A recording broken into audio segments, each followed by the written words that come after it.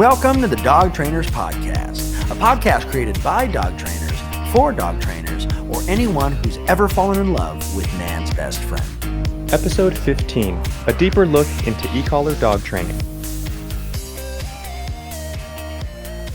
Hey everybody, welcome back to the Dog Trainers Podcast. This is episode 15, a deeper look into ECollar dog training. Now, before we dive in, we want to thank you guys again so much for listening.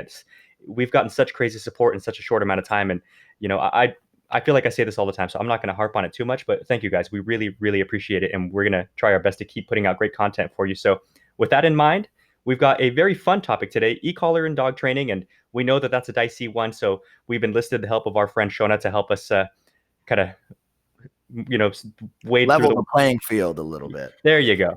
Yeah. There you go. Dive in right when I need you. Okay, so we've got you can find us on Instagram. You can find me at UNTAMEDDOGCO. That's all one word. Brent is at CANISBEHAVIor, and Shona is at WEHODOGTRAINER. All one word. Now, I'm going to kick it over to Brent, and I think we're going to start out with what the public perception, what people think about ECollar these days. So over to you, man. Yes, guys. Welcome back again to episode 15 about ECollar dog training. As Mariano mentioned, this is a really hot topic, especially in dog training. But the cool thing that we've seen is over the years, probably over the last 15 to 10 years, we started to see that ECollars are now becoming a more popular technique and tool used in dog training. And it's really great to see because, with the development of more sophisticated technology, definitely develop more sophisticated techniques. So what we start seeing applications and uses of the dog training or the tool in dog training to actually become more advanced. So ECollars over the years have kind of been used for off-leash work. And more recently, we started to see ECollar being used in the help of consistent dog management, off-leash management of animals, and also behavioral modification, which is really awesome. So we're super excited to talk about this. And again, I just want to welcome Shona Smith, who is a very young and up-and-coming dog trainer, very, very talented in her craft. We actually, funny enough, got to meet her on Instagram, just kind of watching her video. She showed up in my feed one day, and I got to, there's so many dog trainers online. It's really great to see someone who's really passionate, someone who actually is very technical and likes the work, someone who we see the results with the dogs and the puppies that she's training at any given time. You get to actually see those results. So she's not just a trainer that likes to harp, ideals. She's actually one putting in the work, learning the techniques. And, she's probably the first one to tell you, like, she's relatively new to the game, but honestly, she's further along than a couple of trainers that I've run into throughout the years. So welcome so much, Shona, for joining us. I really appreciate it. Thank you. Thank you for all the kind words, Brent. That really means a lot. Yeah, it's really cool to be here, and I'm excited to talk about ECollars because I'm very passionate about them. I love that. So let me go ahead and ask you a question real quick. What would you feel? What would you say, like, the public's perspective of ECollars are? Currently, I do feel like the tide is shifting a bit, but I think most people have a pretty negative or at least unsure feeling about them, mostly because of they think it's going to be painful and hurt the dog. And so that makes a lot of sense. Like, I understand that. But I think anyone who has even a little bit of education about them or has seen like a video where they can see the dog's fine, and it's just a communication system, then those people tend to be like super on board and excited. Mm-hmm. So it really just depends. I think overall, though, it's still not totally positive, the public perception. Of course. And I think that's my experience. Yeah. And we see, we've done a deeper look into corrections. I think that was our last episode. Yeah. And so, like, there are some people that are even, a little weary about this idea of correction or anything that might be perceived as uncomfortable with dogs in general.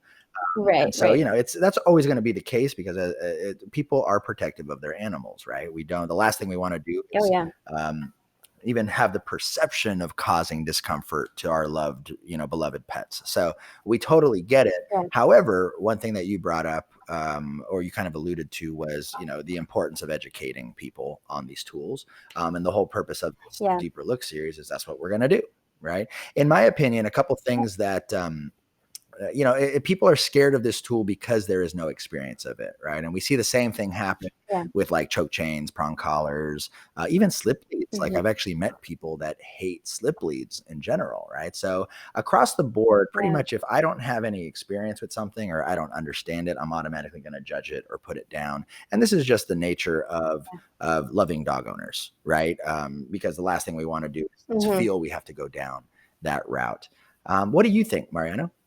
Yeah, I think, ECollar is a funny one because I think it's probably one of the most notorious tools that's most conflated with something else, like a taser, or, and I think that something that I've always found very interesting is the people who are most openly and like energetically against it tend to be other trainers. They're like pure positive trainers, Right. and they use words like, and I try to be fair with everyone and I try to be realistic and understanding. And I'm like, look, if you don't like it, you don't like it. That's fine. That's fair. But people start using very animated language like, oh, it's torture. Oh, it's, cruel. It's you're lazy, you're, shortcuts and stuff like that. And I'm like, but I don't mind if you don't like it, but a lot of that just doesn't even seem factual. Like it's based on any sort of actual knowledge of how you work with an e-collar. Right. There's always this contradiction of, people who are science-based dog trainers. And it's one of those things is, well, you can't pick what part of science it is that you actually choose, right? So part of the scientific method is actually doing something, trying something and experimenting to see if you receive a result, right? So it's like, how are you going to judge something if you've actually never used it? But this commonly happens in human culture all the time, right? Yeah, and when we're talking public perception, I mean, the reason why I bring up trainers is because trainers, I mean, who more than a dog trainer would sway the public perception in dog training? Yeah, So we educate them. Right, but in the public in general, I agree that the overall feel of e-collars is like lukewarm right now, but it's kind of getting there though. More and more people I come across are opening up to the idea, which I find it interesting because definitely when we talk public perception, uh, pure positive stuff is killing it right now. I think like all the biggest dog trainers on YouTube right now are all pure positive people, which is cool and everything.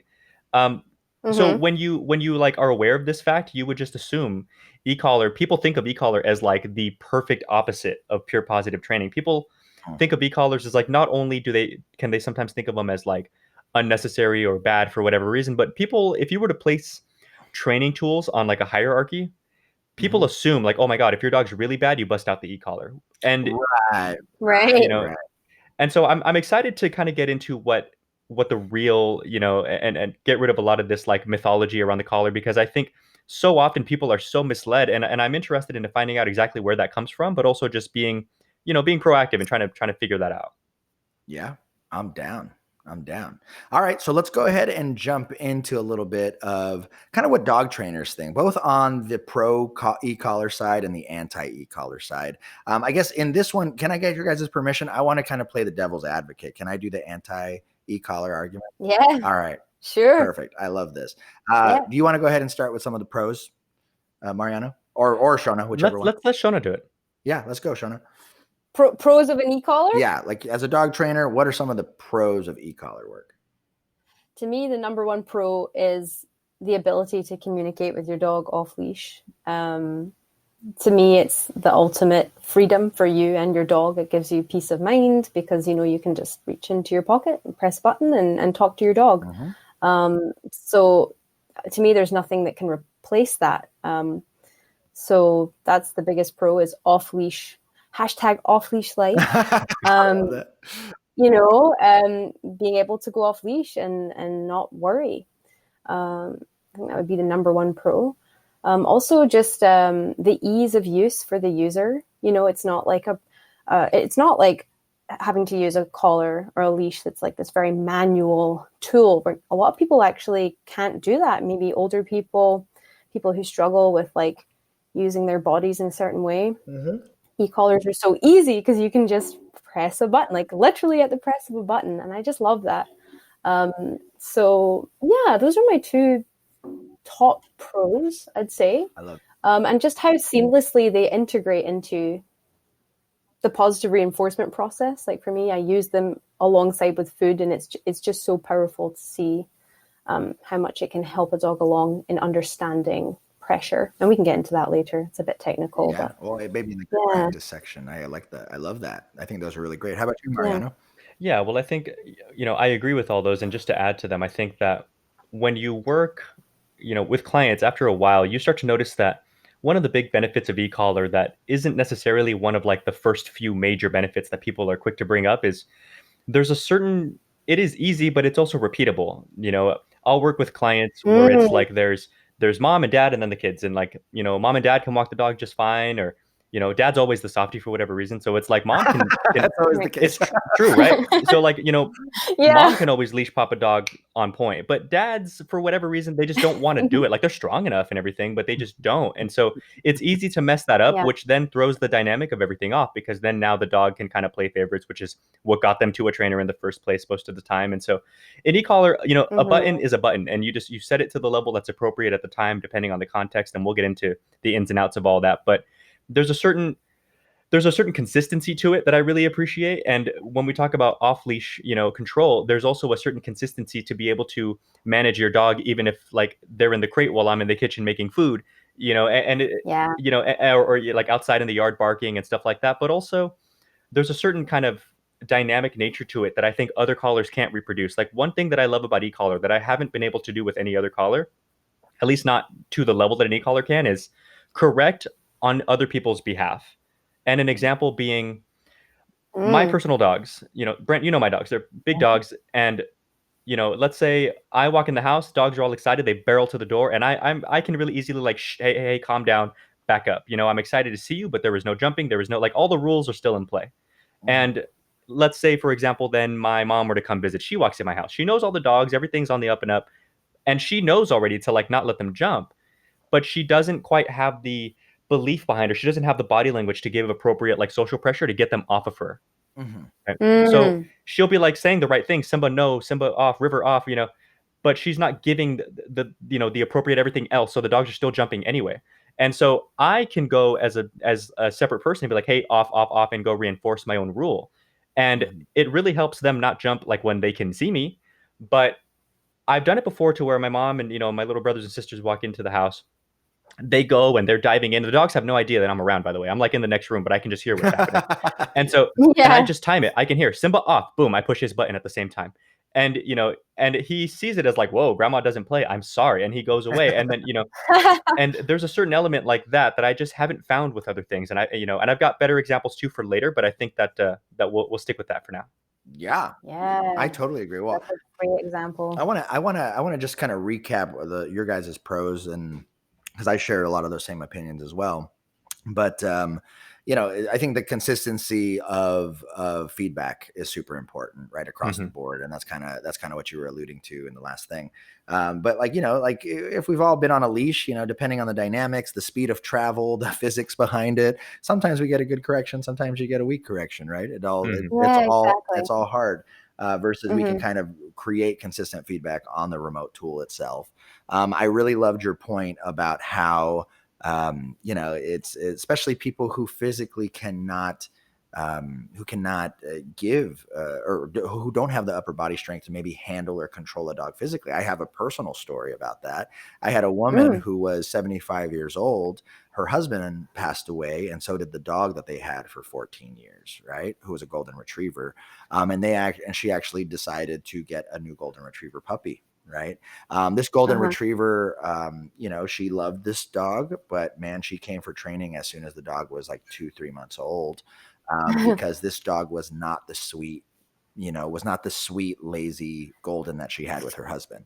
Right. And on accident, she accidentally got more of a working line of a golden who was more, who loved to fetch, who loved to chew, who loved to mouth, who loved to do all these things. So I remember working from her from 8 weeks to 4 months for just, puppy raising and management and all these things.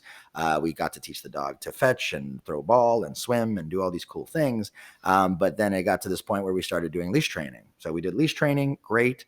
But as soon as the dog hit 6-7 months, this dog who was great on leash, all of a sudden started getting more like a little bit older, right? He started getting more pushy. In essence, he started going through pre-adolescence, right? And now he's 3 times bigger than he was when he was a puppy, right? So now he's a lot stronger. And this was Mhm. actually a great use of not only getting the dog trained, but making sure that we could come up with a system where this elderly woman could actually still manage her dog and give him the exercise he needs and give him the walks that he needs. Because, at the end of the day, it got to the point he was very obedient, but this dog loves squirrels. So it got Right. to this point where, and especially at 75, when you're getting older, one little slip, one little fall, it's not a good look for you. And when you're in No. those ages. So that Mhm. was definitely one of the situations for me that really solidified the place in dog training to be able to help this woman. And this was actually really early on in my career. I'll be upfront and say for the first 8 years of my career, I did not believe in e-collars at all. Right. So e-collars Mm. for me is only the last 4 years I've been exposed to them. I've been working with them. As I got into more off leash work, as I got into more behavior modification and working with more high drive dogs over the years, it showed its light of where its place is in my schematic of dog training. And so that just being said, I'm ready to argue why e-collars suck, because I used to be of that state of mind. So Wow. so a lot of times I've been converted. Now, mind you, e-collar is not my go-to tool. And some dog trainers, it is their go-to tool. But definitely, I see its place and I see its use in dog training in general. And just maybe because I'm old-fashioned that way, right? So let's go ahead and argue a little bit of the anti e-collar points that I used to say, right?